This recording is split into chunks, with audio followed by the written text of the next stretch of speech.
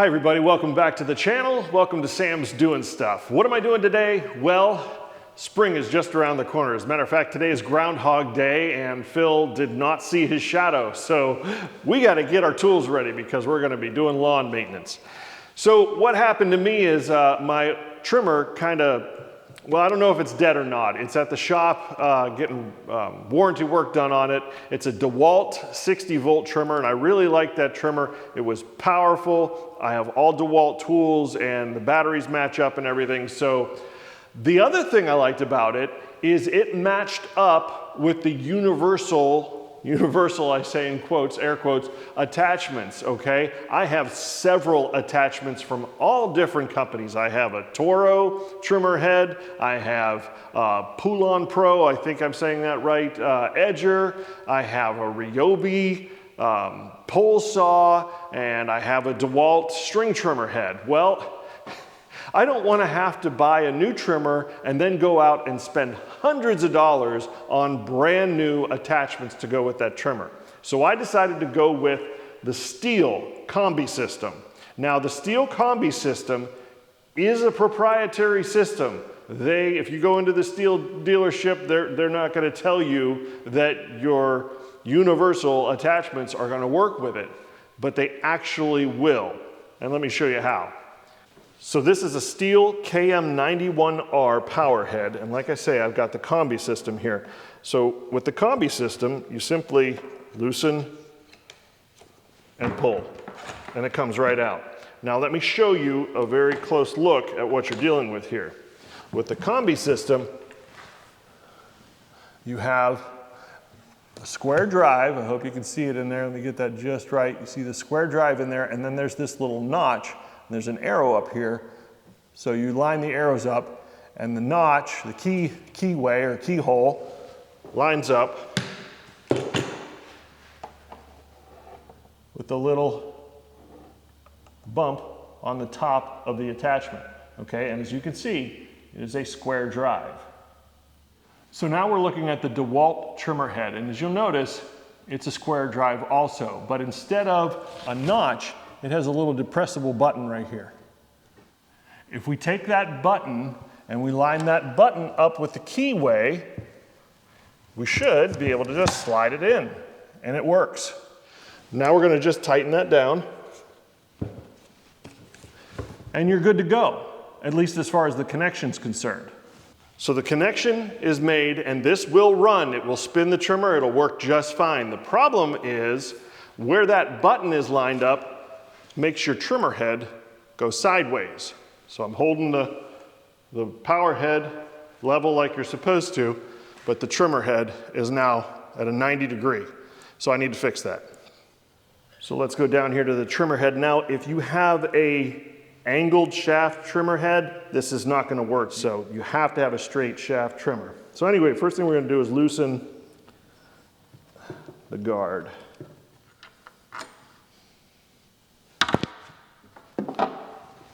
Now I'm just noticing this. Apparently DeWalt has decided to put a rivet in there. They don't want you to be able to turn this, but I'm going to drill that rivet out. So the next thing you're going to do is loosen the gearbox.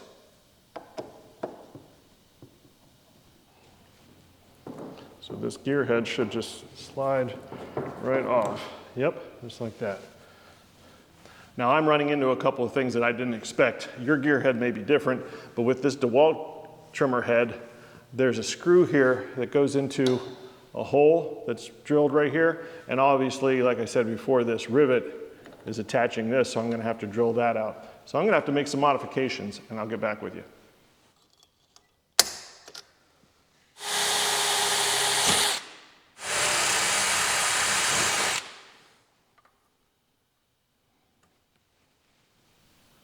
Trying to turn the shaft so it matches the gear head as best as possible. Get that back on there. We can turn that and make sure, there we go, yep. Make sure that's turning the way it should be. All right, make sure that's correct. Put these screws back in. That should go right into that hole that I drilled, and it is working just fine. And then tighten this to clamp it down.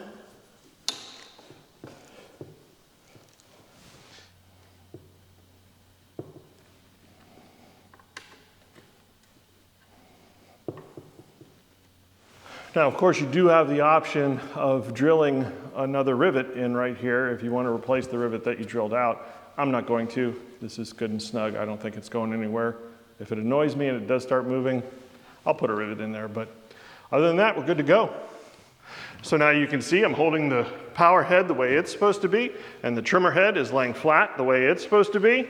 The only thing left to do is fire it up and make sure it spins correctly.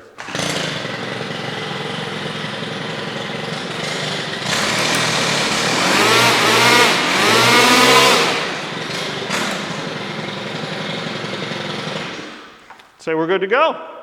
So the last thing I want to show you, which is probably going to be a little bit of a challenge, you might just have to deal with it. This is an example of something that has a bent shaft, okay, and it only goes a certain way. You can't, if you turn the head on this, it's not going to work right, okay? So you have to deal with it the way it is. So the little button is on the side, okay, and if I put that button and line it up in here,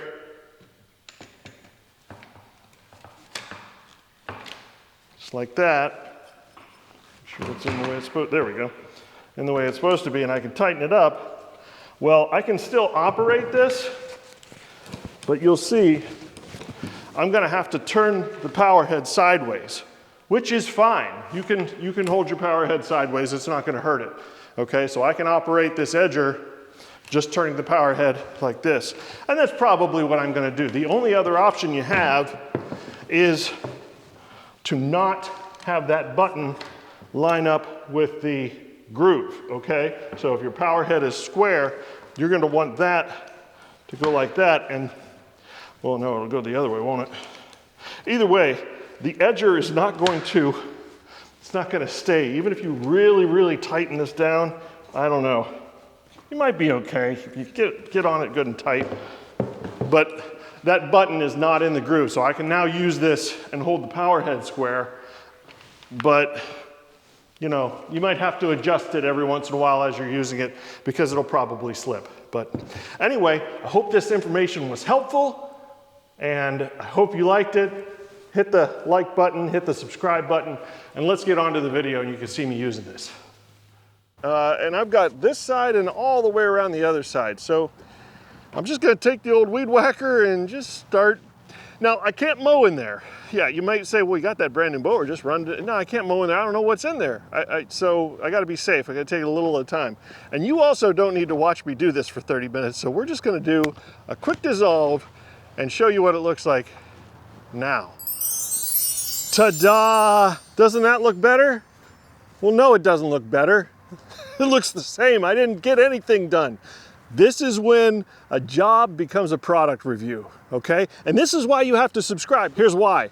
Because, so I bought that DeWalt 60-volt trimmer head, okay? It was a year and 4 months ago, and I did a review on it, and I was super impressed. I like my DeWalt tools. I definitely like my DeWalt tools. So I've had 2 issues. One was with my chainsaw. My electric chainsaw is a DeWalt, and the reason I have all these DeWalt tools is because you buy their batteries and you buy their tools. That's just the way it is. You're spending so much money on batteries, you're pretty much stuck. Anyway, so that chainsaw had an issue, and I took it in, and they fixed it. We have a DeWalt service center pretty much like within 20 miles from here. It's not too terribly far. It takes me 20 minutes to get there. Maybe it's less than that. Anyway, so we have a nearby DeWalt service center, so I take it there, and DeWalt fixed it. So good, that's good. Well, guess what? Same exact thing happened with the trimmer head. I'm running it, and I got barely anything done, and I've got a lot to do here. I mean, it's a lot of trimming, and it just died. It wouldn't run anymore. Pull the trigger, it started running, and then it stopped. So this is why you subscribe, because I'm gonna give you honest reviews when things like this happen. I'm not gonna hold back. I'm not sponsored by anybody. I'm buying my own tools. So now you know, hey, you buy a DeWalt 60 volt trimmer or even that electric chainsaw, you better make sure there's a service center nearby, because you might have to take it in and you might have to get warranty work done on it.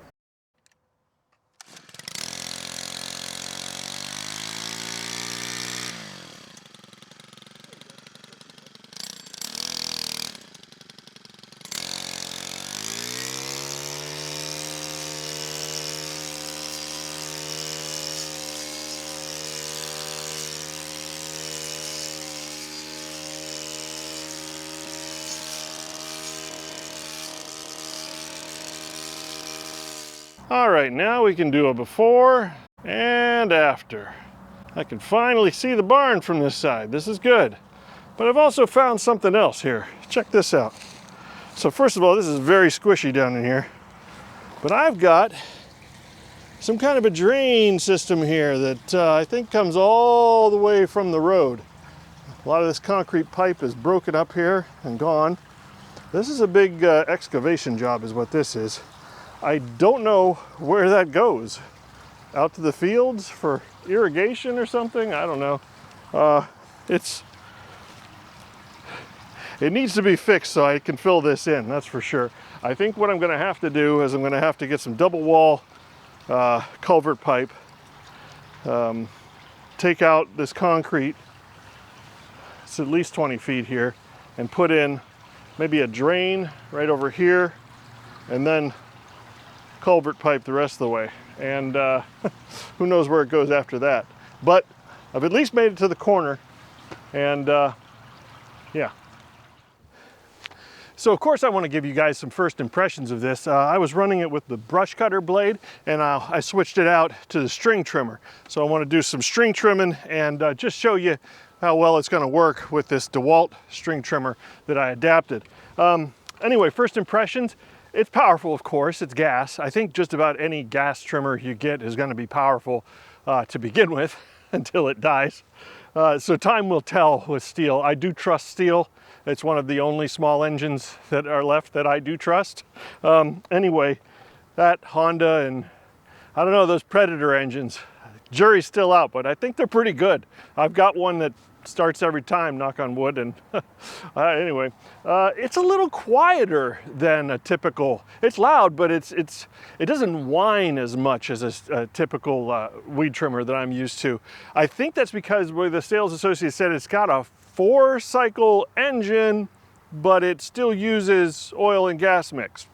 So I don't know. Anyway, all I know is it runs powerful and it's not as whiny as a typical weed eater. So anyway, I'm gonna fire it back up with the string trimmer attachment, and I'm gonna hit some of this tall grass and we'll finish up with that.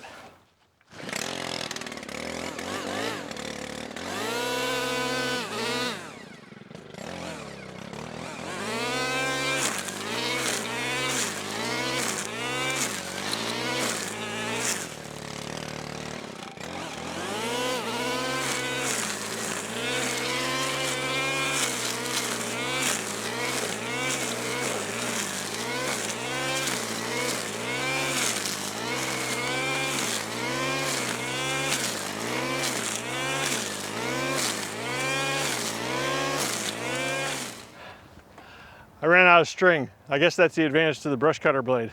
Yeah, I'll have to work that out. I got a lot of work to do here. So anyway, you know, it's just a string trimmer.